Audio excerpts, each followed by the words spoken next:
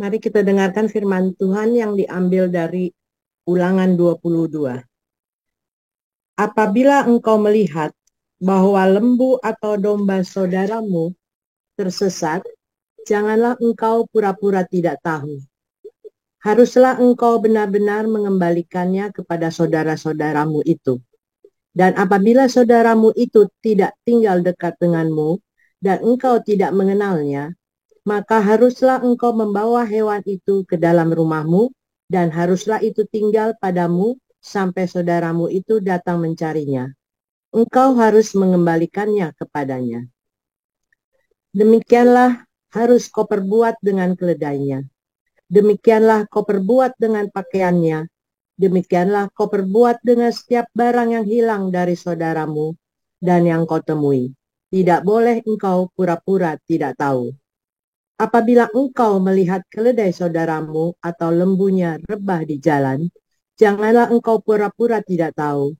Engkau harus benar-benar menolong membangunkannya bersama-sama dengan saudaramu itu. Seorang perempuan janganlah memakai pakaian laki-laki, dan seorang laki-laki janganlah mengenakan pakaian perempuan. Sebab setiap orang yang melakukan hal ini adalah kekejian bagi Tuhan Allahmu.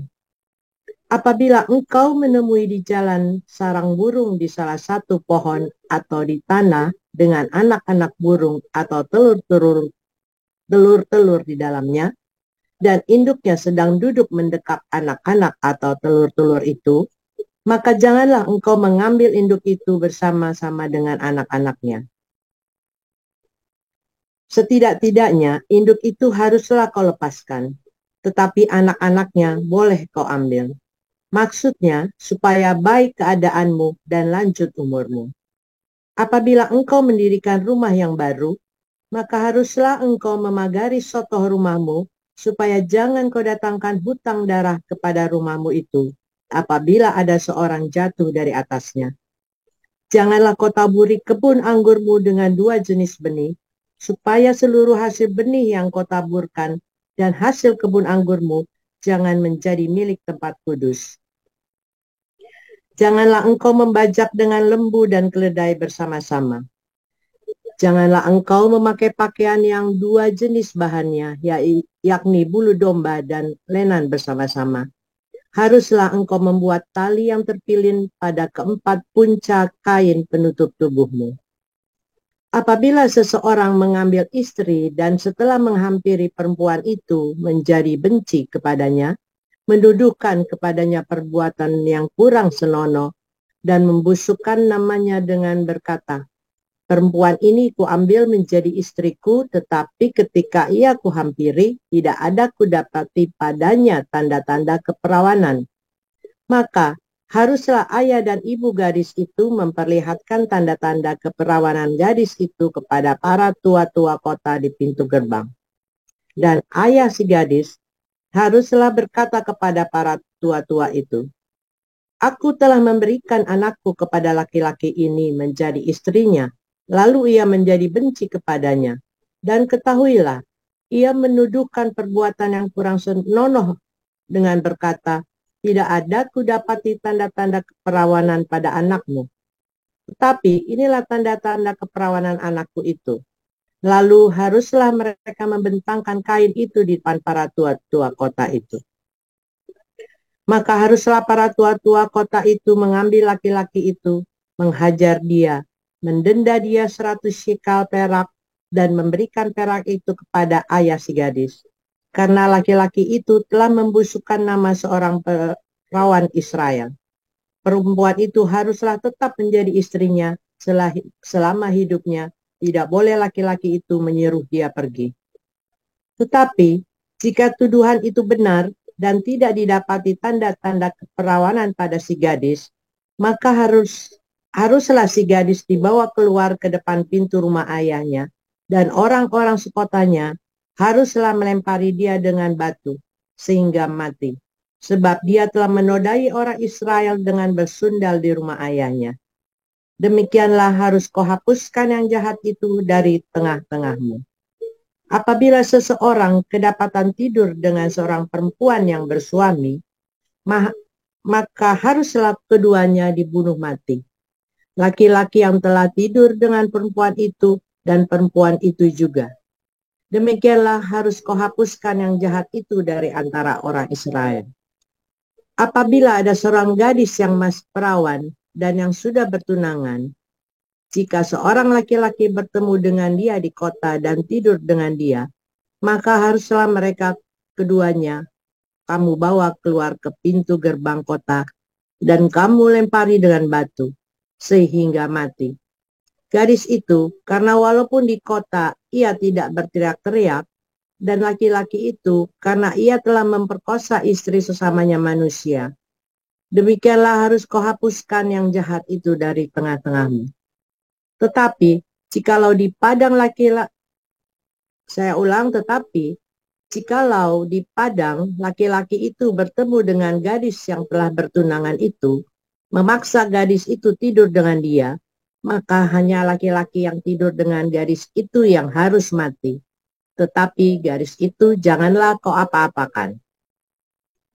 Gadis itu tidak ada dosanya yang sepadan dengan hukuman mati. Sebab perkara ini sama dengan perkara seseorang yang menyerang sesamanya manusia dan membunuhnya. Sebab laki-laki itu bertemu dengan dia di padang. Walaupun gadis yang bertunangan itu berteriak-teriak, tetapi tidak ada yang datang menolongnya. Apabila seseorang bertemu dengan seorang gadis yang masih perawan dan belum bertunangan, memaksa gadis itu tidur dengan dia, dan keduanya kedapatan, maka haruslah laki-laki yang sudah tidur dengan gadis itu memberikan 50 shikal perak kepada ayah gadis itu, dan gadis itu haruslah menjadi istrinya. Sebab laki-laki itu telah memperkosa dia, selama hidupnya tidak boleh laki-laki itu menyuruh dia pergi. Seorang laki-laki janganlah mengambil istri ayahnya dan jangan menyingkapkan punca kain ayahnya. Demikian firman Tuhan.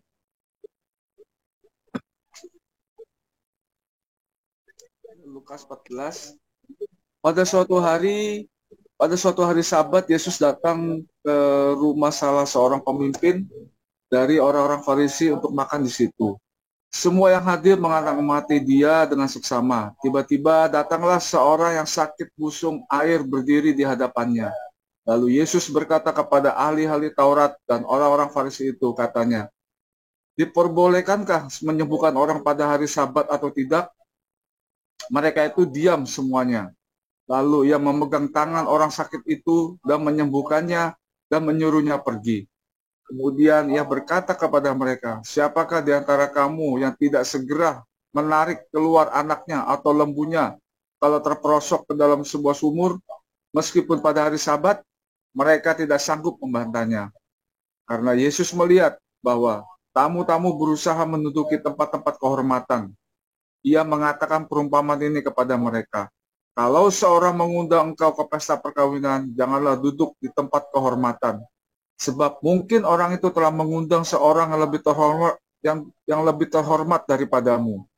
Supaya orang itu yang mengundang engkau dan dia jangan datang dan berkata kepadamu, berilah tempat ini kepada orang itu. Lalu engkau dengan malu harus pergi duduk di tempat yang paling rendah.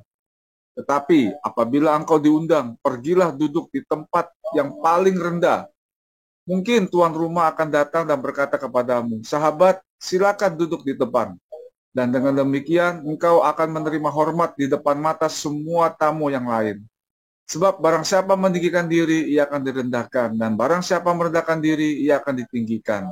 Dan Yesus berkata juga kepada orang yang mengundang dia, apabila engkau mengadakan perjamuan siang atau perjamuan malam, janganlah engkau mengundang sahabat-sahabatmu, atau saudara-saudaramu, atau kaum keluargamu, atau tetangga-tetanggamu yang kaya. Karena mereka akan membalasnya dengan mengundang engkau pula, dan dengan demikian engkau mendapat balasnya. Tetapi apabila engkau mengadakan perjamuan, undanglah orang-orang miskin, orang-orang cacat, orang-orang lumpuh, dan orang-orang buta. Dan engkau akan berbahagia, karena mereka tidak mempunyai apa-apa untuk membalasnya kepadamu. Sebab engkau akan mendapat balasnya pada hari kebangkitan orang-orang benar. Mendengar itu, berkatalah seorang dari tamu-tamu itu kepada Yesus, Berbahagialah orang yang akan dijamu dalam kerajaan Allah. Tetapi Yesus berkata kepadanya, ada seorang mengadakan perjamuan besar dan ia mengundang banyak orang. Menjelang perumpamaan itu dimulai, ia menyuruh hambanya mengatakan kepada para undangan, marilah, sebab segala sesuatu sudah siap. Tetapi mereka bersama-sama meminta maaf. Yang pertama berkata kepadanya, aku telah membeli ladang dan aku harus pergi melihatnya. Aku minta dimaafkan. Yang lain berkata, aku telah membeli 5 pasang lembu kebiri dan aku harus pergi mencobanya dan aku minta dimaafkan. Dan yang lain lagi berkata, aku baru kawin dan karena itu aku tidak dapat datang. Maka kembalilah hamba itu dan menyampaikan semuanya itu kepada tuannya. Lalu murkalah tuan rumah itu dan berkata kepada hambanya, pergilah pergilah dengan segera ke segala jalan dan lorong kota dan bawalah kemari orang-orang miskin dan orang-orang cacat dan orang-orang buta dan orang-orang lumpuh. Kemudian hamba itu melaporkan, Tuan, apa yang Tuhan perintahkan itu sudah dilaksanakan. Tetapi sekalipun demikian masih ada tempat. Lalu kata Tuhan itu kepada hambanya, pergilah ke semua jalan dan lintasan dan paksalah orang-orang yang ada di situ masuk karena rumahku harus penuh. Sebab aku berkata kepadamu, tidak ada seorang pun dari orang-orang yang telah diundang itu akan menikmati jamuanku. Pada suatu kali, banyak orang berduyun-duyun mengikuti Yesus dalam perjalanannya. Sambil berpaling, ia berkata kepada mereka, jikalau seorang datang kepadaku dan ia tidak membenci bapaknya, ibunya, istrinya, anak-anaknya, saudara-saudaranya laki-laki atau perempuan, bahkan nyawanya sendiri, ia tidak dapat menjadi muridku. Barang siapa tidak memikul salibnya dan mengikut aku, ia tidak dapat menjadi muridku. Sebab siapakah di antara kamu yang kalau mau mendirikan sebuah menara tidak duduk dahulu membuat anggaran biayanya? Kalau cukup uangnya untuk menyelesaikan pekerjaan itu, supaya jikalau ia sudah meletakkan dasarnya dan tidak dapat menyelesaikannya, jangan-jangan semua orang yang melihatnya mengejek dia sambil berkata, orang itu mulai mendirikan tetapi ia tidak sanggup menyelesaikannya. Atau raja manakah yang kalau mau pergi berperang melawan raja lain tidak duduk dahulu untuk mempertimbangkan apakah dengan 10.000 orang ia sanggup menghadapi lawan yang mendatanginya dengan 20.000 orang? Jikalau tidak, ia akan mengirim utusan selama musuh itu masih jauh untuk menanyakan syarat-syarat perdamaian. Demikian pula lah tiap-tiap orang di antara kamu yang tidak melepaskan dirinya dari segala miliknya tidak dapat menjadi muridku. Garam memang baik, tetapi jika garam juga menjadi tawar, dengan apakah ia diasinkan?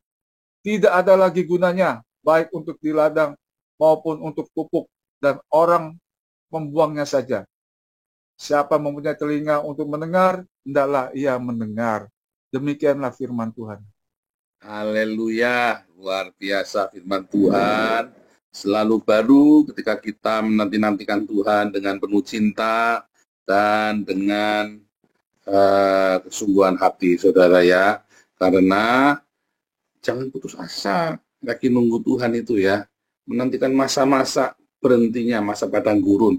Apakah Anda sekarang lagi di padang gurun? Apakah Anda sekarang lagi dalam masa pemurnian? Beda ya, padang gurun, masa pemurnian itu beda. Baptisan api itu Anda beda, saudara ya. Anda lagi mengalami padang gurun itu berarti Anda sedang memang masuk di dalam, sedang menuju ke tanah Kanaan. Tapi kalau namanya baptisan api, kamu sedang di dalam semua pekerjaanmu, hasil jerih payah pelayananmu, imanmu akan dibaptis dengan api. Supaya kamu yang busuk-busuk itu, yang kita sendiri kadang-kadang tidak mengerti. Seringkali saya tidak mengerti, ada yang tidak benar. Nah kemudian itu mengalami baptisan api itu dibersihkan semua tuh, saudara ya. Ya semua yang tidak baik itu keluar semua tuh. Saya kaget, ini kayak bukan saya, tapi itu keluar. Setelah saya sadar, dibersihkan. Makin hidupnya semakin seperti Yesus. Ya, semakin murni kan? Kan kita berdoanya kan ku mau seperti Yesus kan? Seperti emas yang murni kan? Bersih dari semua kotoran-kotoran. Ya. Iya, saudara, bahkan ketika kamu nolong orang saja, saya dulu pikir saya ini suka nolong orang. Ternyata di balik nolong orang itu ada pamrihnya. Saya nggak sadar. Ya, saya sadari justru ketika om saya yang bukan Kristen, ya penyembah berhala, dia nanya sama saya, kenapa kamu tolong itu omnya Ana itu dulu ya, dia kan nolong ke pentung kan, kenapa kamu tolong dia? Terus saya bilang, ya karena kita orang Kristen harus menolong. Alah, bohong kamu. Kamu kan nolong dia, tujuannya supaya dia nurut sama kamu kan, mau dijadikan suruhannya kamu kan. Enggak, saya masih nggak nyadar loh saudara. Terus setelah saya pikir dulu kenapa saya tolong dia ya. Saya mulai renungkan satu-satu, tak urutin itu kepikiran tuh saya saudara ya. Saya bilang enggak, saya karena saya ingin menolong karena Tuhan suruh kita menolong. Enggak, kamu pengen memperalat dia supaya dia jadi suruhannya kamu. Makanya dia juga merasa kamu memperalat dia, makanya kamu dipentung sama dia, dia juga tahu. Pikir-pikir, saya lama ya, terus baru iya tak, step by statement, kita pelihara dia, kita rawat, dia pasti setia sama kita. Nah itu pamrih saudara, supaya dia nanti setia sama kita ya, kita lagi sedang ngembangin perusahaan, pasti dia nanti setia sama kita. Kita bilangnya begitu saudara ya. Ternyata pamrih saudara, makanya dipentung, orang itu ngerasa, dia serigala, begitu kita baunya serigala, dia langsung kenal, waduh, kena dulu kita saudara ya, keduluan. Ya, 2 kali saya saudara ya, nolong orang kepentung ya, 2 kali saya. Kenapa? Karena pamrih. Dan kita tidak sadar kalau kita lagi pamrih. Berapa banyak sini kalian suka nolong orang, tapi ternyata pamrih. Wah, saya berdiakonia Pak. Ternyata pamrih saudara diakoniamu. Ya kan? Ada tujuannya, ada motifnya. Ya. Dan itu akan diuji. Ya, akan diuji. Ketika kamu nolong orang kepentung itu, ya itu salah satu baptisan api buat kamu. Ketika kamu marah, ya berarti kan kamu selama ini tidak murni. Kamu nolong orang terus dipentung sama orangnya, kamu marah saudara. Satu, memang kamu bodoh kan. Kemarin kan kita sudah belajar. Cinta tanpa hikmat, naif, goblok saudara. Tapi kalau hikmat tanpa cinta, culas. Makanya harus metanoia. Nah, ketika kamu lagi punya cinta dan tidak berhikmat, kamu kan kejeblos. Tapi itu kesempatan membuktikan cintamu itu tulus apa enggak. Ternyata kita marah, udah ditolong begini, nggak tahu diri. Berarti kamu cintamu tidak tulus. Kalau orang masih ngarep-ngarep. Betul nggak? Harus jujur. Itu tidak mendapat upah di surga. Ya, pamrih. Mau ngasih makan supaya dia jadi Kristen. Itu pamrih, saudara. Mau ngasih makan karena mau ngasih makan. Jangan ngasih makan karena mau mengkristenkan dia. Kalau mau mengkristenkan dia, kamu injili dia, bukan ngasih makan. Ngasih makan. Nginjilin, saudara. Makanya Damaris kasih makan tidak boleh kasih pamflet, ayat-ayat Alkitab, bahkan menggunakan atribut salib saja tidak boleh, saudara. Apalagi kamu pakai jilbab, dulu pernah ada yang bagi-bagi makanan pakai jilbab, ya kita tegur, enggak boleh, pakai salib aja enggak boleh, ini pakai jilbab. Udah dibilangin tidak boleh pakai atribut agama kok. Kan kurang ajar ini. Dibilang enggak boleh pakai salib, malah pakai jilbab. Ya enggak? Enggak boleh pakai atribut agama, enggak boleh. Kamu kalau mau ngasih makan. Kamu menolong siapa? Jangan kamu bagi-bagi susu kotak atau kamu bagi-bagi makanan, terus kamu sambil selipin ayat-ayat Alkitab, saudara. Oh jangan, saudara. Ya, dulu pernah saya cerita ya, ada salah satu pengurus gerejanya Pak Niko itu ya. Saya bilang, kamu harus kasih makan. Oh kita sudah Pak, kita kasih makan, kasih nasi bungkus. Wah orang FPI-nya ngamuk-ngamuk Pak. Sebentar. Kita memang bagi-bagi makanan, kita nggak pernah diamuk-amuk orang.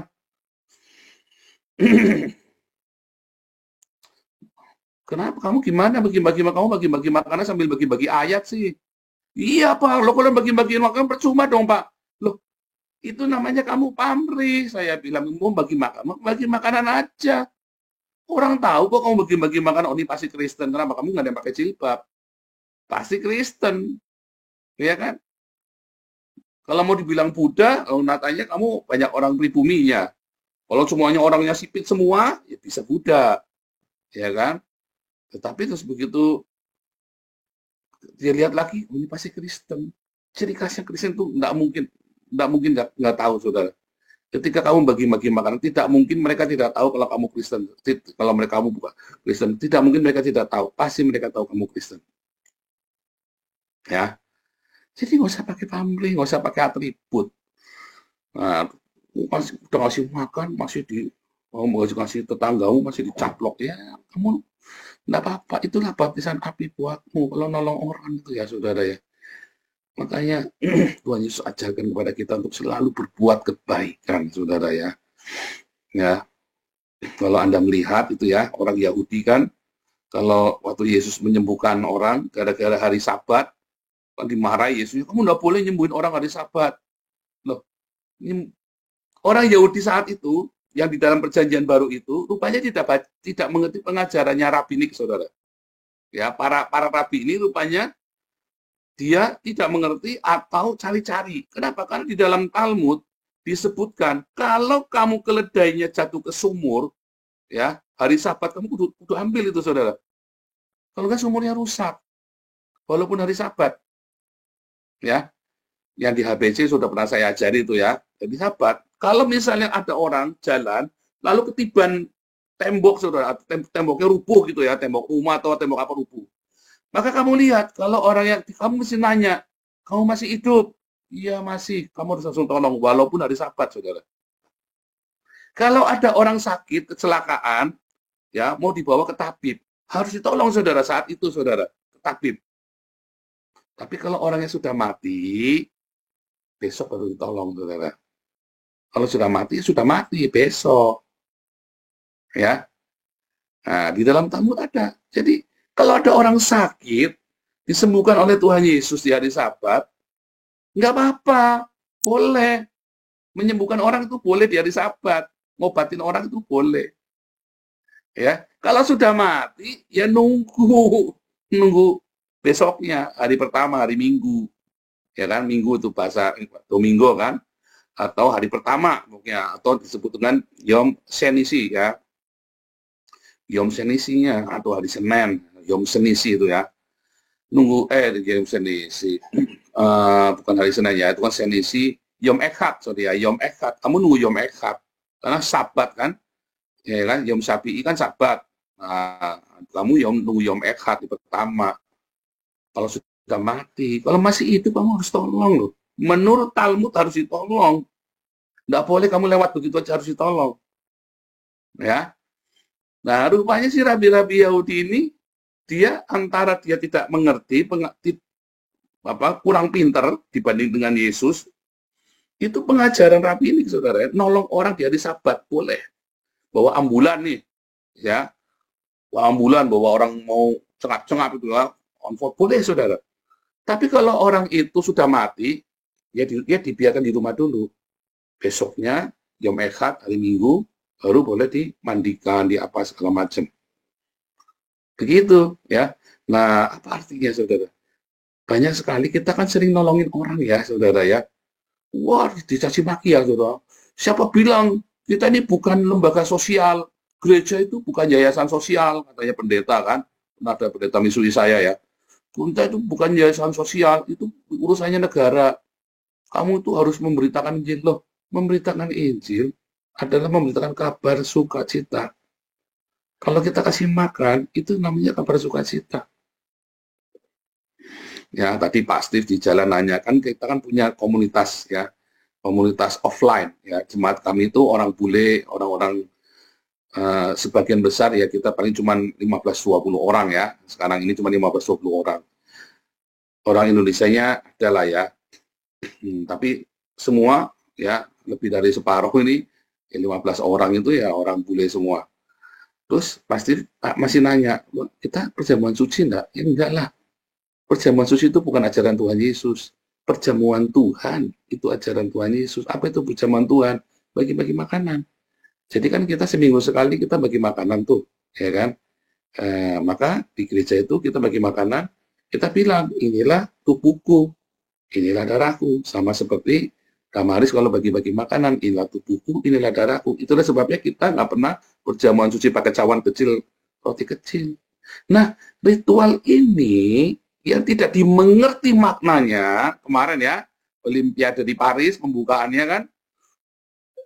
Orang mengira itu adalah Yesus dan 12 rasul ya, bikin perjamuan suci, terus Yesusnya yang dikira Yesus itu perempuan gendut banget biru, apalagi laki-laki itu ya, gendut baru biru, terus pakainya holo itu kan, terus dengan Wah itu pelecehan itu. Banyak ajaib saudara ya. Di pembukaan Olimpiade di Paris itu, listriknya dimatiin saudara. Rupanya direktur listriknya, officer listriknya itu, rupanya orang Katolik saudara, nggak terima. Matiin jelek saudara ya. Disabotase. Mati seluruh Paris saudara ya. Mati semua. Wah ini, orang-orang bilang, wah ini pekerjaan Tuhan ini. Gara-gara orang ini menghina Tuhan. Dalam hati saya, goblok lu ini. Itu bukan pekerjaan Tuhan, itu ada yang nggak suka karena merasa gereja dilecehkan, lo matiin seluruh Paris listriknya, saudara, gelap. Kecuali gereja Santa Maria yang nyala listriknya, saudara. Disabotase. Nah, terus permintaan maaf ya, karena sebenarnya itu bukan Yesus, itu adalah dewa Dionysius, dewa anggur, pernah saya jelaskan ya. Nah itu saudara ya. Seringkali ritual dan simbol-simbol aturan gereja membatasi kamu untuk berbuat kebaikan. Ya kan? Kenapa gereja tidak berdiakonia? Saya nanya, ayo. Kenapa gereja tidak buka 24 jam? Gedung gereja tidak, kenapa? Saudara pernah kepikir nggak kenapa gedung gereja tidak buka 24 jam? Saya pernah tanya sama gembala saya dulu ya, waktu saya masih di Betani. Sejak itu gereja dibuka 24 jam, saudara. Sejak saya nanya itu ya, gerejanya, gedungnya ditutup, tetapi ruang doanya dibuka 24 jam. Ada security, ada satpam. Siapa saja boleh naik ke ruang doa. 24 jam boleh. Ya, setelah saya nanya itu. Kenapa gereja tidak buka 24 jam? Karena apa? Karena dalamnya ada keyboardnya, ada multimedia, LED, takut dicuri. Ya kan? Padahal orang kan kadang-kadang tidak bisa berdoa di rumah. Kadang-kadang orang kan kelontang lalu dia bingung mau bunuh diri. Jam 3 pagi kan, orang mau bunuh diri kan jam 3 sampai jam 4 pagi kan. Ini saatnya Anda bangun nih. Salah satu kita kenapa kita jam 4 pagi, karena jam 4 pagi ini banyak orang mau bunuh diri, saudara. Kan lihat kan, embunnya turun, set, terus suasana hati kan galau, saudara. Sepi, yang paling sepi kan, jam 4 pagi itu kan. Antara jam 2, jam 3, jam 4 banyak orang bunuh diri, saudara ya. Keputusan bunuh diri itu jam 2, jam 4, tak, jam 4 dia bunuh diri, saudara. Nah, kita bikin doa pagi ya, saudara ya. Supaya orangnya lagi kesepiannya, lagi goncang, masuk ke Zoom. Bagikan link Zoom-nya, saudara. Di broadcast aja, ya. Kalau perlu Anda yang ingin bunuh diri jam 4 pagi, masuk dulu ke Zoom. Kalau perlu gitu, saudara. Masuk Zoom dulu jam 4 pagi sebelum dia bunuh diri, saudara. Masuk ke Zoom dulu, nyoba. Ya, gereja nggak buka 24 jam karena di dalamnya banyak barang-barang berharga, saudara ya. Ya, nah, saudara, itulah gereja tidak berdiakonia. Harusnya gereja itu setiap hari bersedekah, saudara. Karena uang yang dikumpulkan di gereja itu bukan milik pendeta, tapi milik apa? Untuk kesejahteraan jemaat dan orang-orang di sekelilingnya. Itu saudara yang benar. Nah, ritual, simbol, aturan gereja, aturan denominasi gereja yang menghalangi gereja untuk berbuat kebaikan. Termasuk aturan-aturan rabinik. Ya, aturan-aturan. Kenapa Yesus tidak boleh menyembuhkan di hari Sabat? Itu aturan, saudara ya. Aturan rabinik. Padahal dalam pengajarannya aslinya di dalam Talmud sekalipun, kalau ada kerbau, ada keledai yang jatuh ke sumur hari Sabat, harus ditolong, saudara. Ada tertulis jelas, sangat jelas ya di dalam Talmud itu. Tetapi mereka lebih mengutamakan aturan dari sinagoganya mereka. Ya, kenapa? Karena terjadi persaingan di hari Sabat itu kan, antar sinagog. Ketika sinagog ini terjadi, sinagog ini adalah sebuah sekolah, ya. Orang Yahudi itu kalau pergi sinagog, namanya sekolah seperti Anda itu, kalau koinonia kan tak ajarin kan, saya jadi dosen kan, tanya jawab, saya jadi dosen. Nah, itu sinagog itu seperti aku. Sinagog itu artinya sekolah, ya. Makanya di Jerman namanya Schule, ya, Schule. Sinagog itu namanya Schule kalau di Jerman. Schule itu ya sekolah, ya, sekolah. Nah, para rabi ini rupanya bersaing, saudara. Bentar, 5 menit lagi. Para rabi ini bersaing. Nah, ketika para rabi ini bersaing dengan doktrin, Yesus datang dengan apa? nyembuhin orang. Bangkrut nggak itu sinagognya, saudara? Bangkrut, orang itu apa? Makanya tadi Pak, yang kemarin ya TikTok saya bilang, coba kenapa Allahnya orang Kristen menjadi manusia? Nah, waktu dia muter sekarang Allahnya Islam, kan nyuruh sholat 5 kali sehari. Coba Allahnya kamu sendiri bisa nggak 5 kali sehari tanpa bolong selama 50 tahun? 5 kali sehari sholat tanpa bolong sekali selama 50 tahun aja, jangan lama-lama. Bisa nggak? Wah, muter. Makanya saya bilang, ya, kan kalau orang tidak sholat sekali dalam Islam itu hukumannya 6.000 tahun tuh, saudara, ya, di neraka.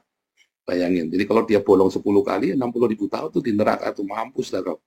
Ya kan? Nah, saudara, lalu kalau saya jadi umatnya Allah SWT, tak bilangi, Allah, kamu sanggup nggak? Kamu ngasih saya perintah, kamu sendiri sanggup nggak jalanin? Ya kan? Kamu ngasih saya perintah, kamu sanggup nggak kamu jalanin? Ya kan? Mario Teguh itu kan, wah ceritanya kan, wah Golden West, wah begitu breng anaknya datang, anak yang dari masa lalunya, wah saling sangkal menyangkal, akhirnya bubar, saudara. Karena hidup tidak semudah bacotnya Mario Teguh, ya kan? Ibadahmu itu tidak semudah bacotnya Allah, saudara. Sorry, saudara ya. Ibadah itu tidak semudah bacotnya Allah dan Muhammad, saudara. Muhammad sendiri nggak bisa praktekin, saudara. Ya, umatnya hanya boleh kawin 4 kali, Muhammad boleh 23 kali. Oh, beneran, saudara. Itulah Allah harus menjadi manusia di dalam Yesus. Yesus lakukan apa itu mengasihi, apa itu mengampuni, apa itu memberkati, dan kita dengan mata kepala kita sendiri, ya kita melihat Yesus melakukannya, memberi contoh kepada kita, memberikan teladan pada kita. Makanya Yesus harus jadi manusia. Di dalam Ibrani 4 dikatakan, ia adalah imam besar yang merasakan kelemahan kita. Dia punya kelemahan yang sama dengan kita. Ada dagingnya, darah dan dagingnya. Dia tahu persis rasanya kelemahan kita, tapi dia tidak berbuat dosa. Nah, yang begini patut dicontoh. Dia ngucap, Yehova berkata, terus kita tanya, Yehova, lu jangan macam-macam, lu bisa nggak ngebacot, lu lakuin. Saya sudah melakukannya, saya sudah jadi manusia. Saya sudah beri contoh kepadamu. Nah, para rabi Yahudi ini banyak teori, saudara. Sinagognya itu kebanyakan teori. Nah, Yesus bilang, mereka menaruh beban yang berat kepada murid-muridnya tanpa mereka sendiri menyentuh beban itu. Gereja juga begitu. Pendeta-pendeta ini, kalau ngomong apa? Kamu jangan ikuti teladan saya ini manusia berdosa. Wah, enggak boleh, saudara. Seorang hamba Tuhan harus bilang, ikutilah teladanku seperti aku ikut teladan Kristus. Itu yang benar. Kamu orang tua harus ngomong, anak-anakku, ikutilah teladan papa. Anak-anakku, ikuti teladan mama. Sama seperti papa, ikut teladan Yesus. Sama seperti mama, ikut teladan Yesus. Itu yang benar. Jangan kamu ngasih perintah macam-macam sama anakmu, kamu sendiri nggak bisa ngelakonin. Anakmu akan marah sama kamu, saudara. Dalam hati begitu kamu ngomong, anakmu cuma bilang, pret. Begitu doang, saudara. Benar nggak? Anak saya mana berani bilang pret sama saya, saudara. Saya kalau ngomong tak lakoni, saudara. Kalau bilang saya mengampuni, benar. Kalau bilang kita apa, tak lakoni, saudara. Ikutilah teladan saya seperti saya ikuti teladan Kristus. Yesus melakukannya. Ikutilah teladan Kristus. Makanya terjadi persaingan sinagog itu, sinagognya Yesus yang paling rame. Ya, doktrin, ajaran, aturan gereja mempersulit orang datang kepada Yesus. Kalau enggak Trinitas, kalau enggak Oneness, kamu, wah, kudul mupeng, saudara. Katanya Trinitas Oneness ini pada pelit-pelit, nggak pernah berdiakonia. Wah, alasannya, dia merasa paling hebat. Yesus sudah jelas-jelas bilang, kalau kamu tidak berdiakonia, kalau kamu ya tidak memberitakan Injil, dijamin kamu masuk neraka, saudara. Kalau kamu tidak berdiakonia, kalau kamu tidak mengampuni, dijamin masuk neraka. Doktrin gereja ngajari kamu nggak benar. Tetapi Yesus memberikan contoh yang langsung praktek. Inilah iman yang disertai dengan perbuatan. Buah dari iman itu, saudara. Ya, Tuhan Yesus memberkati.